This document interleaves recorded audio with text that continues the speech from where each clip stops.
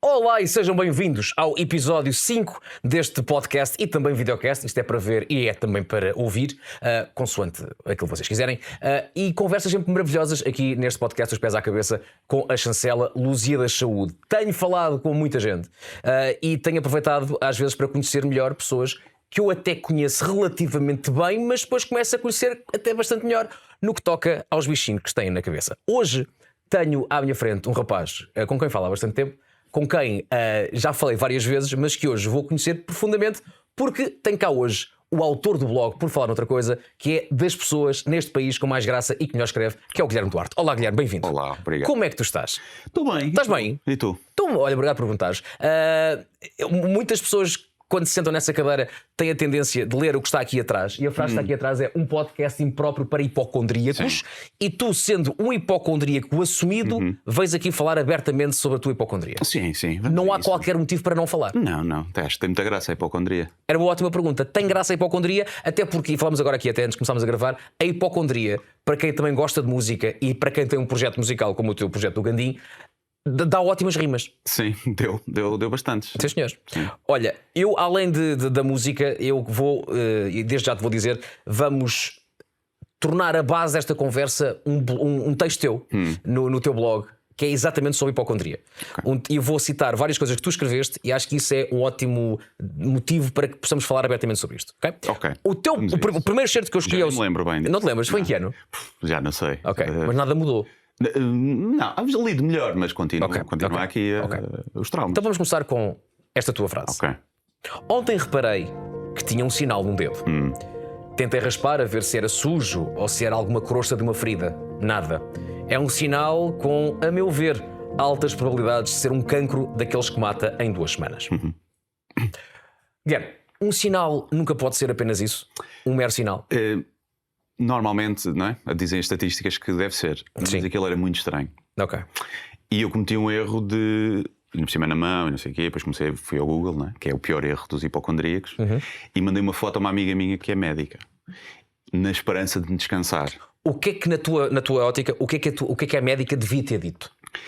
Devia ter dito tudo menos. É um bocado estranho, devias ver isso. Que foi o que ela disse? Foi o que ela disse. E eu, então agora tenho mesmo de marcar uma consulta. Sim. E marquei uma consulta para o dermatologista, marquei logo.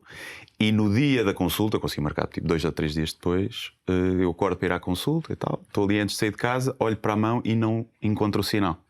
E portanto era efetivamente ou uma crosta ou um bocado de chocolate. Que está na letra do hipocondríaco. Sim, está na letra. É qualquer coisa como: preparei-me para dizer adeus, era o meu checkmate. Sim. Mas afinal aquela crosta era só chocolate. Era uma crosta um bocado de chocolate. Uma crosta um bocado de chocolate. E por acaso vi antes, porque chegar ao médico e chegar, então doutor, é isto, e não ter nada, primeiro tinha sido uma vergonha e depois um desperdício de dinheiro, não é? Vais muitas vezes bater à porta dos teus amigos médicos, ou sei lá, malta que te pode ou descansar ou, pelo contrário, assustar-te? Não, por acaso acho que foi a primeira vez. Acho que foi a primeira vez que fiz isso. Normalmente vou mais ao Dr. Google, que é um erro, lá está. Mas normalmente faço mais isso. Mas eu não sou muito logo de marcar consultas. Às vezes convenço-me que tenho mesmo alguma coisa e faço um check-up ou uma coisa assim. Sim. Mas consigo sofrer para dentro e em silêncio, como os homens fazem. Óbvio. Sim. Mais um certo do teu texto. Como qualquer hipocondria... Esta base musical é ótima. Como qualquer hipocondria que se preze, a primeira coisa que fiz ao pesquisar no Google fotografias de câncer de pele, e claro, encontrei várias parecidas. Se não encontras logo, continuas à procura?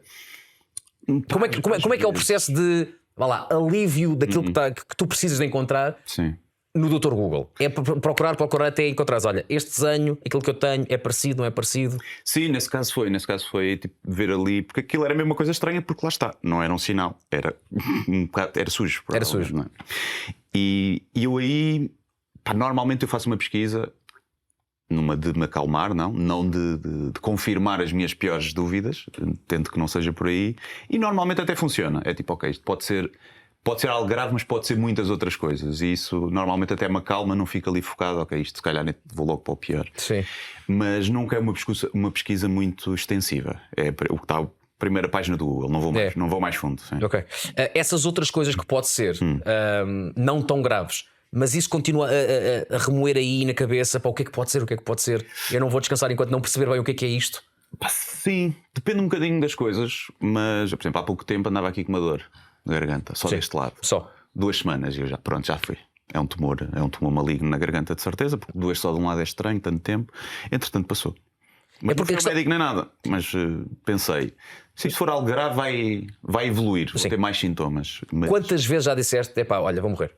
Várias vezes. Então, de ataque cardíaco, muitas, sim. Arritmias, não é? É, sim. Mas eu tenho mesmo arritmias. Sim, já diagnosticadas. Sim, já diagnosticadas. E o meu cardiologista diz que não é nada, só que ele morreu com um infarto. Percebes? Está-se lá a sério? Não. É a parte chata de falar com este gajo, é que nunca se sabe. Se ele está a falar a sério. Muito doente, mas acho que teve qualquer coisa cardíaca. Um dos cardiologistas que eu ia teve assim um problema cardíaco, o que me meteu algumas dúvidas. É tipo o mecânico que o carro avaria, não é? Exato. Se o carro dele avaria, tu ficas um bocado na dúvida. É um bocadinho estranho. Bem, falemos agora de mais uma frase que tu escreveste. Esta frase é muito engraçada. O cérebro de um hipocondríaco é uma espécie de batalha campal entre um médico e uma mãe galinha que acha que qualquer espirro é sinal de gripe suína. Portanto, Guilherme, na tua cabeça há uma espécie de uma batalha, médico de um lado, mãe galinha do outro. Ganha o médico ou ganha a mãe galinha? Ganha muitas vezes a mãe galinha, porque esta hipocondria que eu tenho vem da minha mãe. Ela não gosta nada que eu diga isto, mas é o facto. A tua mãe queixava-se de coisas que lhe podiam acontecer a ela ou a ti? Não, a mim. Ela com ela não é muito hipocondríaca. Essa é nova! Não, era para mim e para o meu irmão. Com ela própria nada? Não, com ela própria não tem nada. Passou-nos só a nós. Diz-me, por favor, 2 ou 3 medos que tu tinhas graças à tua mãe. Olha, sorver esparguete, não é? Ou seja, estás a chupar assim um esparguete. Ela tinha tido uma tia que tinha morrido assim, que tinha ido para o pulmão e morreu. O esparguete no pulmão? Sim. Depois deitaste suado na relva, jogar a bola e depois deitaste na relva suado. Sim. Tinha tido um tio também que tinha morrido assim de ataque cardíaco. Depois engoli pastilhas, fazia cancro. Roer as unhas e as peles, fazia cancro. Era cancro, o meu caso era morrer. Sim, a minha mãe me dizia: não engula as pastilhas, não morre. Pois, não, para a minha não, era cancro, era para ser mais doloroso, não é? Nem sequer morria instantaneamente. E depois eu comecei a fazer contas e a minha mãe não tinha assim tantos tios e tias para terem morrido tantos. E comecei a perceber que era treta. Começaste a dizer: olha, como é que chamava o tio? Joaquim, cala-te. Sim, não sei quem tinha morrido a lavar os pés com água fria, a fazer a digestão também, uma tia-avó. Sim. E eu, isto portanto, eras os meus que ias à praia com os teus pais, comer na praia, aguentas agora 3 horinhas. Sim, maçãs era 3 horas, sim. É um sofrimento isso. E só há muito pouco tempo é que eu me libertei disso. Eu até há uns 5 ou 6 anos, eu esperava sempre 2 ou 3 horas, mesmo que comesse pouco, tinha algum receio, agora já é. Vamos. Ias à praia com os teus amigos, os amigos todos na água. Eles a comer e logo para a água. Eu não me apanho nessa. Não. Vou esperar um bocadinho que eu tenho um tio. Sim, um tio avô. Um tio avô. Calminha. A nossa geração sofreu imenso, pá. Sim. Eu acho que há um concílio de mães, todos os anos, que decidem o que é que vão dizer aos filhos que faz cancro e que faz mal. Eles fazem isso. Porque nós passámos igual, não é? Nós passámos a fase da televisão também, lembras-te? Fazia mal aos olhos. Sim, ver. Estás muito perto. Sim. Atenção às radiações e às não sei quê. Aliás, punhas a mão e sentias aquela parte, aquela diferençazinha. Isso matava-nos. Aliás, a distância segura para ver televisão era a televisão na sala e tu estavas na casa de banho. Sim, exatamente. Que era para não fazer mal, aí podias ver televisão. Quando surgiram os telemóveis era ter no bolso faz coisa. Não posso estar a falar tanto tempo, que isso faz cancro aqui no cérebro. E se calhar efetivamente poderá fazer. Mas... Guilherme, onde é que tens o teu telemóvel? Onde é que tenho? Está aqui. Onde? No bolso. Não está demasiado perto do escroto? Diz que promove a infertilidade, não é? Ouvi dizer. Está-se bem. Não... Menos dinheiro em contraceptivos que se gasta. Mais uma frase deste rapaz. Esta salienta, porque acho que isto vai dar aqui uma boa conversa. Dizes tu: já parti costelas. Parece o início de Mulheres do Martinho da Vila, não é? Sim. Já parti costelas. Já parti costelas, pernas, dedos e não me queixei. Tenho bastante tolerância à dor, mas basta sentir umas pontadas do lado direito do baixo ventre e penso logo que é desta que vem a apendicite, que já infectou e passou para peritonite e vou falecer. Depois, afinal, eram gases. Isso acontece muito. Tu já partiste o quê? Parti 2 costelas, parti aqui a tíbia, parti estes 2 dedos. Isso é do gaming, obviamente. já te disse para lá do já. A coisa mais triste, uma despedida de solteiro no Slide and Splash. Só para tu veres. Olha, primeiro deixa-me fazer aqui uma pausazinha. Sim. Quais são as pessoas que dizem pá, olha, o Manel vai casar-se, mas antes de ele se casar temos que ir ao Slide and Splash? Mas isso foi da parte da manhã e da tarde, não é? Não foi à noite. Não, isso é que era loucura. Sim, okay. E como é que tu partes os dedinhos no Slide and Splash? Não, foi só um. Aí foi só desculpa, foi só um. Como é que parte o polegar esquerdo? Foi logo no primeiro escorrega. Vou-me sentar, escorrego, não escorrego pelo escorrega, mas escorrego-me ao sentar e cai em cima do dedo e aquilo partiu. E sentiste logo partido? Deve estar. E pronto, andei o dia todo no Silent Splash na mesma coisa. Assim já a batata. Passado 2 dias fui ao hospital. Já estava no Silent Splash. Sim, a alegria é tanta que a malta perdoa tudo. Está-me a doer um bocadinho, depois logo vejo o que é. Agora a minha pergunta é: aparece um sinal, meu Deus, o que é isto? Dor no baixo ventre, ai meu Deus. Mas quando tu partes efetivamente a coisa, não tens a preocupação. Imagina, partiste a perna, alguma vez pensaste, vou agora coxear para o resto da vida? Por acaso havia esse risco, eu tinha 7 ou 8 anos quando parti, tive que usar um gesso daqui a aqui durante 1 mês e tal. E os médicos disseram que podia haver um risco da perna durante tanto tempo, numa fase de crescimento, ficar meio atrofiada, mas não me preocupou na altura. Porque é que quando partes uma coisa não te preocupa tanto? É porque, efetivamente já aconteceu e não há volta a dar? Ou seja, a cabeça não trabalha tanto? Sim, é a incerteza de não saber o que tenho. Não saber o que está. Ou seja, aqui parti, eu sei que isto está partido. Pronto, não vem daqui mal nenhum maior e consigo lidar bem com a dor, não é uma coisa que me incomode. Mas a incerteza de não sei o que é que tenho, aqui as cólicas, se tiver aqui uma dor. Eu tenho casos na família que tiveram mesmo quase a quinar com apendicite, 2 pessoas. 2 tios? Uma prima e uma tia. Mas foi mesmo, eles chegaram ao hospital e abriram sem saber o que era, também já foi há uns anos. Sim. E aquilo, mais 15 minutos e tinham ido à vida. E eu desde miúdo que vivo com este medo. Tu já tornaste um perito em analisar intervalos nas análises, aquilo tudo? Sim. Leucócitos e essas coisas, tu já sabes mesmo? Já sei mais que os médicos, posso dizer. Que eu lembro uma vez que fui ao hospital e não foi comigo, foi com outra pessoa. Eu levei, a pessoa fez as análises e o médico, está tudo bem, pode ir. E a pessoa cheia de dores, daqui parecia uma apendicite. E eu olho para as análises, mas os leucócitos estão elevados, o que indica normalmente infecção e é uma dos sinais que pode ser apendicite. E ele, pois é, tem razão. Vamos fazer mais umas análises. O que é que se passa aqui? E era a primeira apendicite? Depois não era, mas podia ter sido, mas não era. Quer dizer, não soube o que é que era. Alguma vez conseguiste, com essa tua da forma de analisar já friamente as coisas e esse teu expertise que foste adquirindo ao longo da tua vida, levar um médico a achar, também tenho aqui um médico na sala, este aqui é dos bons? Ou abertamente tu dizes, olha, eu tenho isto, eu sou hipocondríaco e sei também minimamente aquilo que eu falo? Sim, eu tento dizer, mas eu sei que quando eu digo isso, depois a partir daí desvalorizam tudo o que eu digo. Já me aconteceu dizer, sou um bocado hipocondríaco. Preferes omitir isso? Prefiro omitir. Tipo, é um bluffzinho, esconder o jogo. Sim, porque senão eu já sei que não me vão passar nada. Porque vão dizer que é tudo da minha cabeça. E normalmente é. Eu sei que eles têm razão, mas há um dia que pode não ser. E a hipocondria às vezes salva pessoas. Há casos de, olha, foi a hipocondria que me salvou. Porque eu tinha aqui uma coisa e toda a gente dizia que não era nada, e eu fui ver e afinal era, e apanhei aquilo antes do tempo devido à minha hipocondria. E então eu estou sempre naquela de um dia vou acertar e vou esfregar na cara dos meus amigos que gozam comigo, a dizer, vem que eu tinha razão, desta vez. Eu espero por esse dia. O hipocondríaco está sempre é preferível ter razão, neste caso tu tiveste razão, ou no teu caso é preferível, foi só um susto porreiro, estou feliz da vida, não me aconteceu nada, no entanto é uma questão de tempo até eu assustar mais uma vez? É que a questão, com a idade, quando eu era miúdo, lá está, eu sabia que a probabilidade de ter alguma coisa grave, não é? era mais reduzida. Então havia sempre essa voz que te tranquilizava, tipo, estatisticamente é muito improvável, mas com o avançar é normal que vá ter alguma coisa, não é? Ao longo, seja agora, seja daqui a 20 anos, um dia eu vou acertar, muito provavelmente. Sim. E então é conviver aí com nesse limbo, não é? Ok, tenho razão, mas eu acho que depois, quando tu descobres e se realmente tiveres, também descansa essa parte do hipocondria. Já sabes o que é que tens. Pronto, agora vamos lidar com isto. Sim. Seja grave ou não, mas é sempre melhor não ter nada.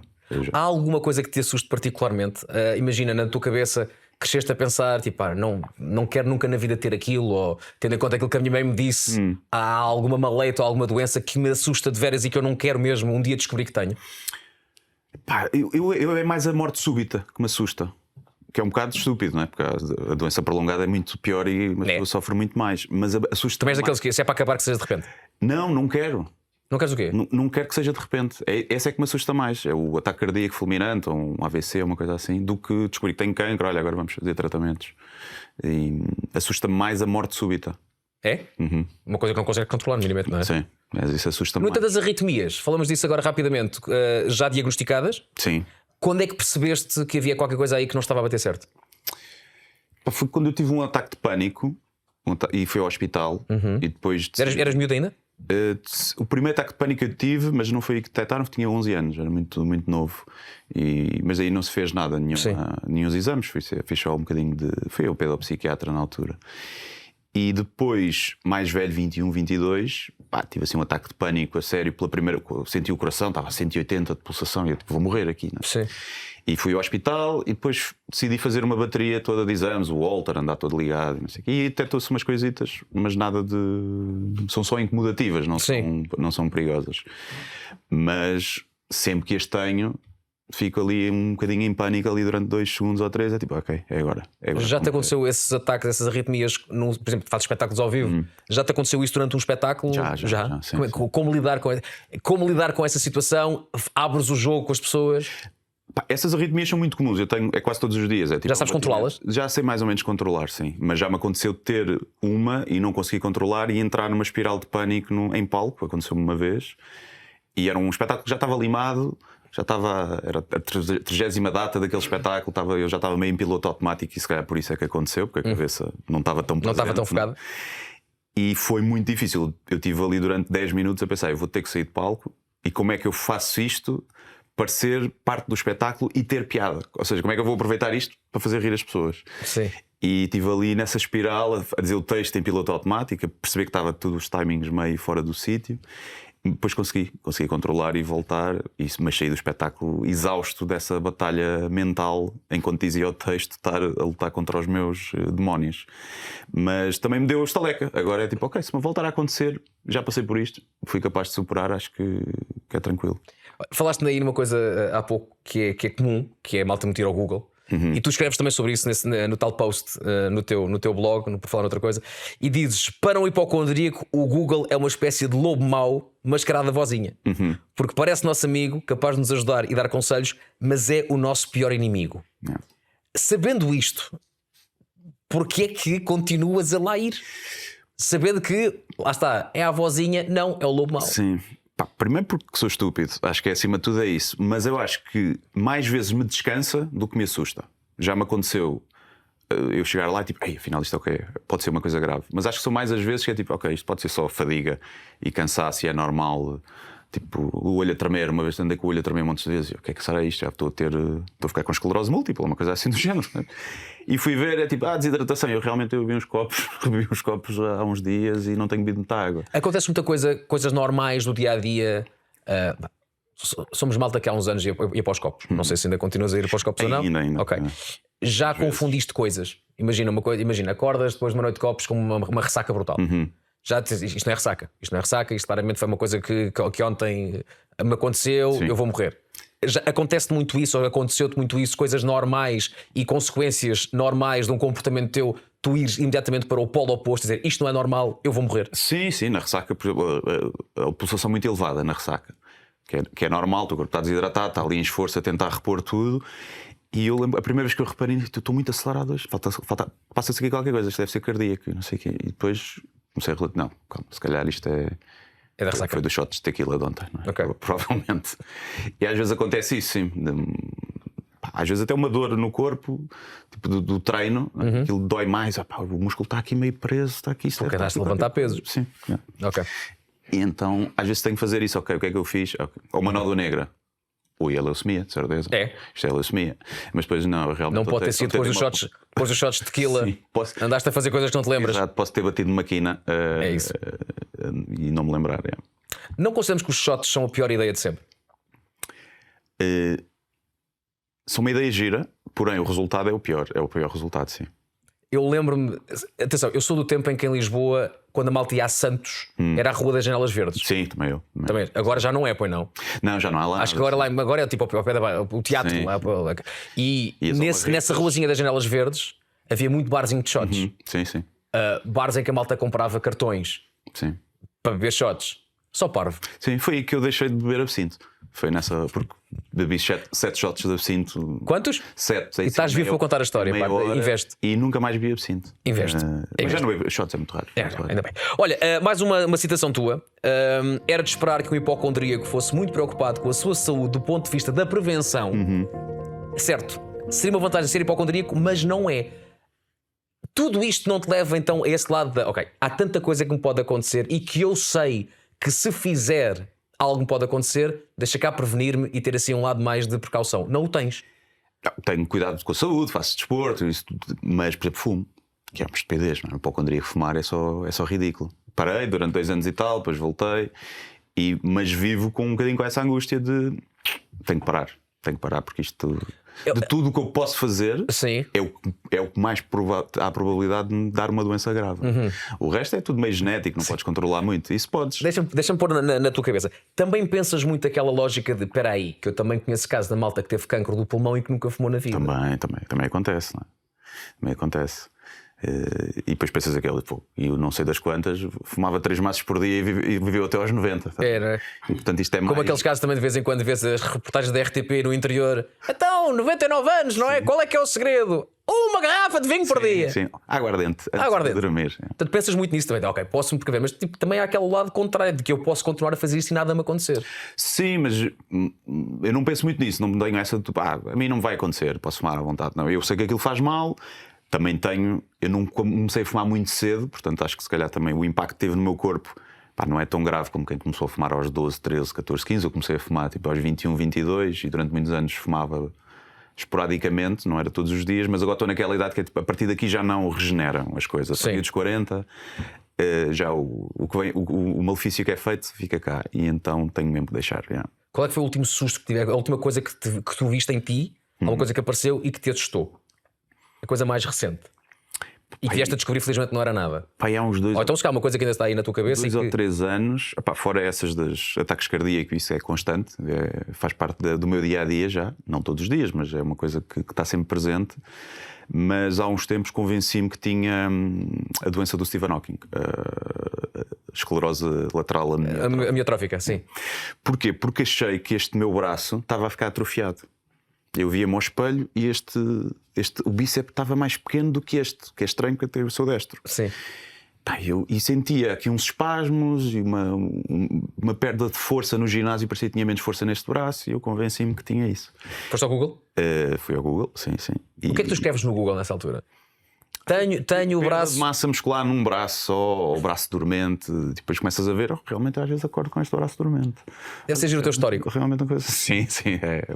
Tento fazer em modo anónimo para para depois não me impingirem medicamentos.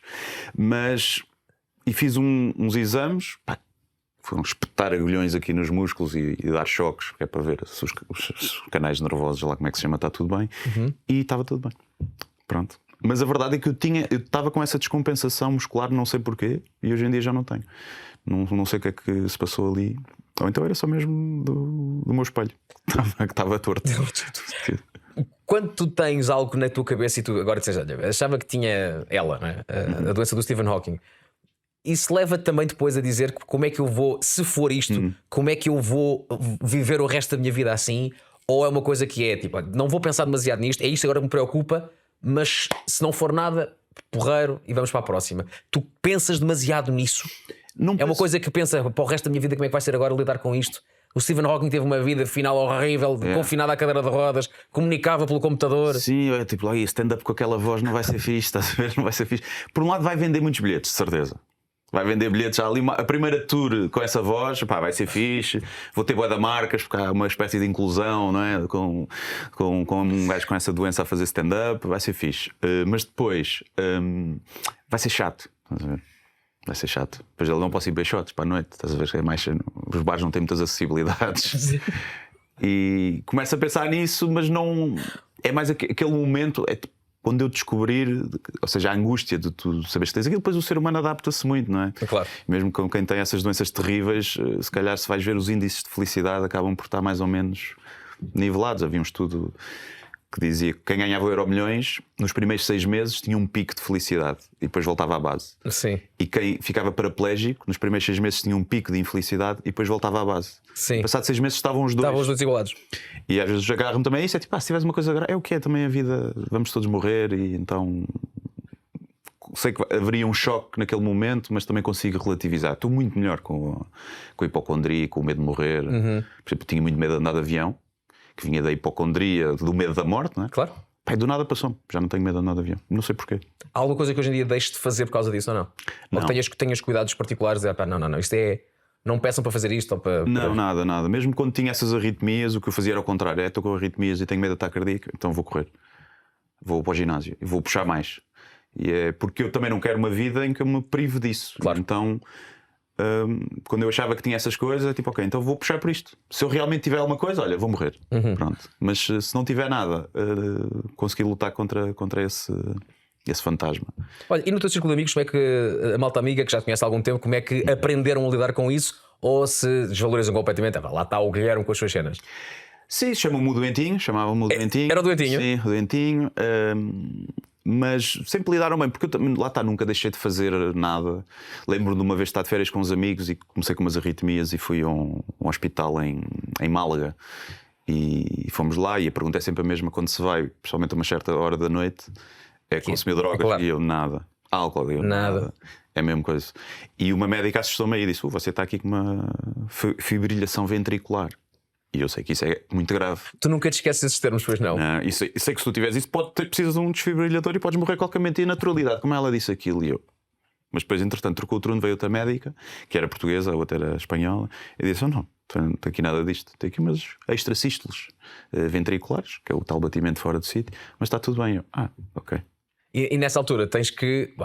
Estás com férias com amigos, os amigos vão contigo e apoiam-te. Sim. Sim, estivemos lá até às tantas. E pronto, era a última noite e também já estava tudo meio. Aliás, já estávamos em casa, portanto nem foi interrompeu a noite. Tipo, olha, o que é que se faz aqui? Bora ao hospital. Vamos ao hospital. Bora ao hospital. Já fomos aos bares todos, vamos ao Sim. hospital. Cantina é fixe. É. E portanto, nunca. Lidaram sempre bem com isso, porque também não impede. Nunca deixei de ir para sítio que fosse com eles por causa disso. Quando eras mais novo e já sentias tudo isso, agora que falas abertamente e pronto, é na boa, é assim que eu sou, e estás com que idade? 40. Quando tinhas, sei lá, 20 e tal, tentavas conter toda essa partilha de informação e esconder um bocadinho de tudo que estavas a sentir? Lá está, eras o doentinho. Sim. Tentavas, eu já sou doentinho, não quero mais ser isto, deixa-me cá tentar guardar isto e reprimir isto para que os meus amigos não me continuem a chamar doentinho? Sim, não, por acaso não. Acho que sempre fui muito aberto em relação a isso, mesmo com esses primeiros ataques de pânico que eu tive. E eu dizia sempre: olha, estou com a panca, acho que tenho isto, não sei o quê. Mas normalmente também esses medos vêm mais quando tu estás sozinho, não é? Acho que começam a evoluir. Tu estiveres distraído com os amigos, dificilmente vais focar numa dor ou numa coisa. Tipo, estás mais distraído. Mas nunca escondi ou nunca deixei de dizer. Sempre disse abertamente, até porque senti sempre que dizeres e que as pessoas vão descansar, não é? Tipo, isto não é nada. Aí estou muito acelerado. Isso não é nada. Isso foi do shot daquilo. Estás bem. Falavas em amigos, estamos quase no final, mas quero acabar não com o teu post, mas com uma parte da letra da canção Hipocondríaco. Já agora, como é que está o Gandhi? Está a fazer um hiato agora. Está a fazer um hiato? Foram quantos discos? Dois? Foram dois. 20 músicas, uns concertos ao vivo e agora está. Um cabelo descolorado. Acho que já não aguenta mais este Boa cabelo. pinta, ficavas bem. Já agora, para quem não conhece o projeto Gandim, este rapaz não só tem muita graça a escrever, como compõe letras e faz letras espetaculares. E há uma letra chamada Hipocondríaco. Vão ao YouTube ver, videoclipes maravilhosos. E já agora, a canção da altura diz: amigos gozam comigo, dizem que eu sou doentinho, mas um dia vou acertar. E nesse dia eu ligo e digo: quem é que tinha razão? Não sou chalupa. Afinal, esta tosse era mesmo cancro no pulmão. Chupa. Sim. Sim. Foi ele que escreveu. Sim. Deixa-me só dizer, foi ele que escreveu. Acabamos, quero eu perguntar-te mesmo: tu queres, no fundo, não ter nada, mas também queres ter razão. Sim. É uma dicotomia assim bem lixada. Sim. Prefiro, na verdade, não ter razão, não é? Principalmente se for uma coisa tão grave. Claro. Mas. Porque o hipocondríaco quer ter razão. Sim, mas vou usar, se um dia tiver uma coisa dessas, vou-lhe esfregar na cara. Vais mesmo? Vou. Principalmente se antes ele me tiver dito, puto, isso não é nada. Espera aí que a gente já vê. Portanto, imagina, eras gajo para. Imagina, morres. No entanto, deixas escrito antes de morrer quem é que tinha razão. Sim. Chupa. Não, deixa um vídeo para passar no funeral para dizer: vem. Eu é que sei. Minha mãe é que tinha razão. Está bem? E voltamos à mãe. Sim. Está a ver como esta conversa foi um ciclo? E voltamos à mãe. Tenho que perguntar: a tua mãe vai ficar chateada por ver isto ou não? Não. Ela não gosta muito disso porque sente-se culpada, acho eu, lá no fundo. Até porque ela não tinha com ela própria, não é? Sim, Ela transmitiu-vos isso, não é? E ela não quer admitir que a culpa é dela. Os pais admitem culpa. E eu consigo perceber do ponto de vista de uma mãe que quer o melhor, não é? Para o filho, que só quer que ele não. Que se exponha ao perigo em doses pequenas e que não lhe aconteça nada de grave, e depois isso ter o efeito oposto de lhe criar algumas angústias e alguns traumas. Sim. Mas a verdade é que eu vivo bem com a hipocondria. Tem momentos que pode ser mais chato, mas vivo bem com isso. É mais uma camada para fazer piada e para também estar. Porque quando acaba o ataque de pânico, é uma sensação muito boa. Imagina, se tu pudesses tomar um comprimido que te dá a sensação a seguir ao ataque de pânico, que é quando passa e tu tens a descarga da adrenalina toda e ficas, estou vivo, não morri, não foi nada. A sensação é fixe. E portanto, eu às vezes foco nisso. Às vezes, quando começo com um princípio de ataque de pânico, eu foco. Quando parar. É tipo, vai ser fixe. Depois vai ser fixe. Vou usar agora isto para fazer qualquer coisa. Tipo, esta adrenalina vai-me dar jeito depois para qualquer coisa e foco nesse ponto positivo. Às vezes nem sempre é fácil, mas consigo dar a volta. Tanto que nunca tive assim nenhum mais grave, tipo de entrar mesmo em pânico e ir ao hospital. Isso quando era mais novo acontecia, agora consigo gerir. Fica ali a sofrer, depois passa. Quem for ver este rapaz ao vivo já vai perceber que dada altura pode haver um ataque de pânico ou outro, mas este rapaz já tem a ferramenta certa para esconder e fazer daquilo parte do espetáculo, verdade? Sim, eu tenho, por acaso neste espetáculo vou falar um bocadinho sobre saúde mental e hipocondria. Ótimo. Vou falar um bocadinho, há um capítulo que é sobre isso. Mas já pensei ter imagina uma voz off ou um vídeo preparado em que, se eu tiver mesmo um ataque de pânico que não consigo controlar e sai de palco, aquilo entra e parece que faz tudo parte do espetáculo. Sabes o que era espetacular? Era a voz off ser a tua mãe. Sim. Eu disse! Devias ter trazido um bocadinho. Guilherme, deitaste na relva todo transpirado. Agora Estás a ver? Agora claro que estás aí a morrer. Agora estás a morrer.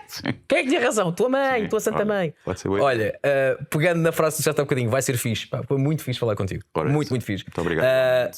Pesquisem este rapaz, não só. Pesquisem no Google, lá está. Pesquisem no Google para saber onde é que este rapaz anda no que toca aos espetáculos. Guilherme, obrigado por teres vindo. Obrigado. Foi uma maravilha esta conversa. E voltaremos aqui a 15 dias com mais conversa, mais convidados, com a certeza de que aqui não há julgamentos, aqui fala-se de tudo e mais alguma coisa. E também falamos das nossas mães, que têm o seu quê de razão. Tchau, até daqui a 15 dias.